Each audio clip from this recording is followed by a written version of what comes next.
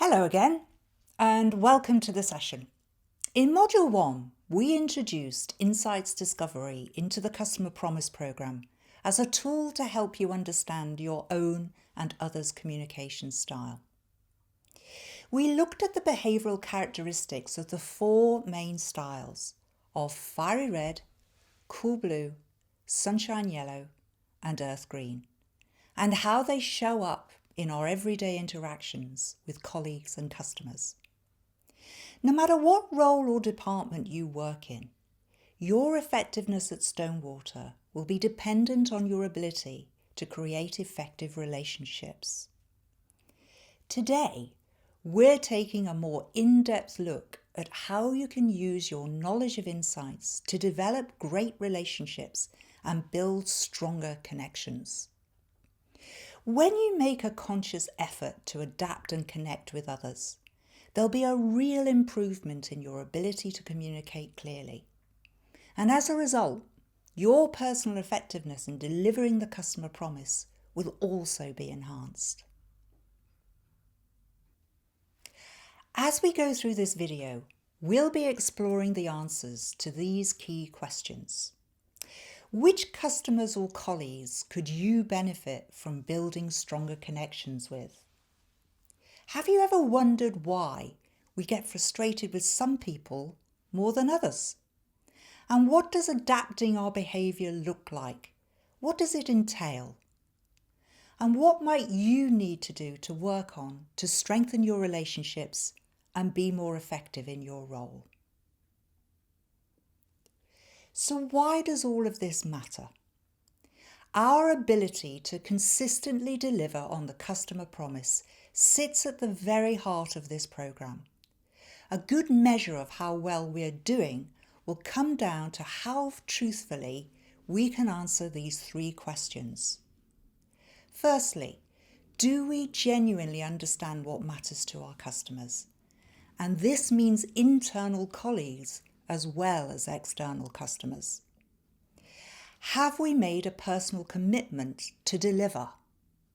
And are we proud of the outcome? So let's take a moment to reflect on the importance of this. No matter what your role or where you sit in the organisation, you are all connected in the service chain at Stonewater. As individuals, you will all rely on other people and other departments to fulfil their duties and their responsibilities in order for you to fulfil the customer promise. That's why it's so important that we put as much effort into strengthening the connections and improving the communication with our internal customers as we do with our external customers. Now, as we've said before, your colour energies go some way to describing the person you are and how you show up in your behavioural style. As you're developing and growing through your work and life experiences, you'll become increasingly aware of the strengths you bring to your role and the impact you have on the people around you. However, these are strengths in your perception and may not be valued or seen by others in the same way. So what do we mean by perception? Take a look at this picture and what do you see? Do you see an older lady or a younger lady? Perhaps you see both, or indeed you may even see something else. Whatever you see is down to your perception, your view and your interpretation of the lines that are on the slide. It's not right or wrong if you see the young lady and your colleague sees the older lady. You're both right in your perception. However, in our real world of work, when someone doesn't see or do things in the same way as us, we often use our experience to make a judgment that our way is right and theirs is wrong. So next time someone doesn't see things your way, a better question to ask and explore would be, what are you seeing that I'm not? Have you noticed that some people are just easier to get on with than others? They seem to get you and you get them. The My Mountain, Your Mountain model is a useful metaphor for examining relationships and compares the perspective we take from each of the 4 main insights types. The solid base of each mountain is built upon the unique life and work experiences you've had. The perspective of somebody else we're interacting with is represented by another nearby mountain, and this is built upon their unique life and work experiences. So from the top of your mountain, you have a view of the valley, and your colleague also has a view of the valley from their mountain. Now ask yourself, will the view be the same? Well, much of it will be the same terrain, but it's going to be viewed from a different angle. So some aspects will be visible to you, but not the other person, and vice versa. When other people share our colourful mountain view, they're going to see the world in a similar way to ourselves. That's why we may find our communication is easier with some people who have similar colour energy preferences to those of ourselves. However, everyone is different, and it's important to remember that there's no right or wrong type of person to be, and no right or wrong combination of colour energies to have. So it stands to reason we'll be working alongside many customers and colleagues who have different preferences.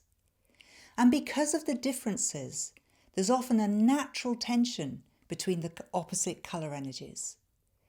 When we're under pressure or we're faced with a challenging situation, it's all too easy to express more of our dominant energy and become increasingly intolerant of people who express the opposite colour energy. When this happens, the differences can become more extreme. And as my mountain gets higher, the valley between the mountains gets deeper, and the potential for conflict and misunderstanding increases. Cool blue may see sunshine yellow energy as frantic or indiscreet. Earth green may see fiery red energy as overbearing or aggressive. Sunshine yellow may see cool blue as indecisive or stuffy. And fiery red may judge earth green energy as docile and plodding. And yet, our opposite types can often be our best working partners when it comes to delivering great service or delivering on a project, as they bring the talents and gifts we don't have, providing the perfect balance to our own. Now, psychologists will often say that people like people who are like themselves. So when 2 similar colour energies positively meet, we have a feeling of rapport. And when people are tuned into the same wavelength and have similar psychological preferences, they find it easier to communicate with each other. So how do we build rapport with people who have different colour preferences to you? Well, this is where adapting your insights colour energies can really make a positive difference to your ability to connect more effectively with other people. So what do we mean by adapting and connecting? Here's how it works. You adapt in order to connect. So adapting works from the outside in. Changing your outer behaviour results in a change in your inner state. Connecting works from the inside out. So changing your inner state results in a change in your outer behaviour. Putting effort into both adapting and connecting will significantly enhance the strength of a relationship and improve your communications. So let's take a look at how this works in the real world. In a moment, you're going to see an interaction played out between 2 people. And as we've discovered already, it's often our opposite type that we need to put the most effort into adapting our style with. So in this first interaction, Mark, who is dominant fiery red energy, is talking to Suzanne, who has dominant earth green energy. Watch what happens. Suzanne, now, the report you're working on, I need it by tomorrow morning now. Right. Only I thought it was for Friday. Well, that's what the team have been working on. To be honest, I'm not sure we can get it done by tomorrow. But we'll do our best. But everyone's just so overloaded at the moment. And we did think we had until Friday. Yeah, we're all busy, but this is important. A meeting's been brought forward, so be concise. Leave out any unnecessary waffle, just the pertinent facts. And it doesn't have to be pretty. I'm not sure we have the time. It would mean putting back other work. Oh, perfect. Do that then. Good. So you can see there that Suzanne tried to push back, but her earth green energy wasn't assertive enough to match Mark's fiery red energy. Now watch the difference when Suzanne consciously changes her behaviour. Suzanne, the report you're working on, I'll need it by tomorrow morning, please. The deadline on that is Friday. Can I ask why it's been brought forward? Yeah, the review's been rescheduled. Well, given the other work, we won't be able to get the entire report finished by tomorrow morning. So what are the priority areas and when do you need them?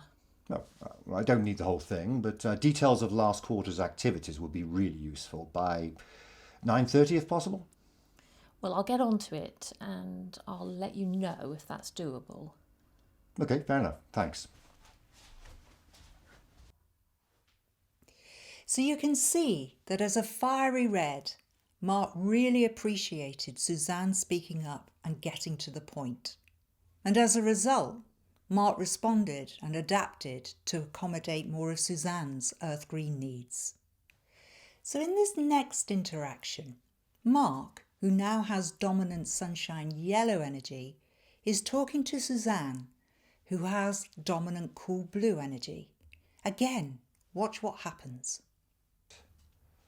Bum, bum, bum, bum, bum.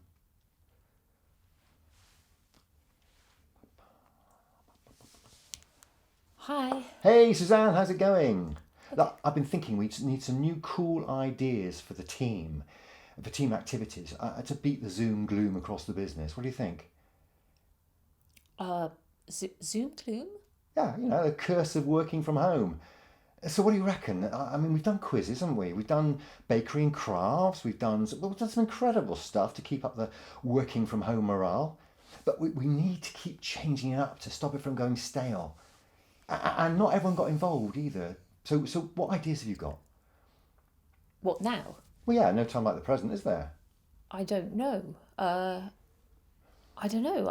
Quizzes? We've done that. Been there. We need something new. Come on, it shouldn't always be down to me. You must be able to think of something. We need to keep up the momentum. We could set up a tournament, perhaps, of different games. Yeah, I'm thinking categories on Zoom, yeah. And to really let off steam, virtual beer pong. Now, I realise it'd be easy to cheat, but that might be part of the fun. Alcohol? Well, not during work times, obviously, but Cards Against Humanity, yeah? Bit edgy, I know, but well, what do you think? I don't know. I'm not sure what people would like to do most of all. I'm probably not the best person to talk to about that. Do you know, thanks so much for your input. You've been a real help. Cheers. So you can see that Mark's sunshine yellow energy didn't recognise that Suzanne's cool blue energy needed more time. Now watch the difference when Mark consciously changes his behaviour.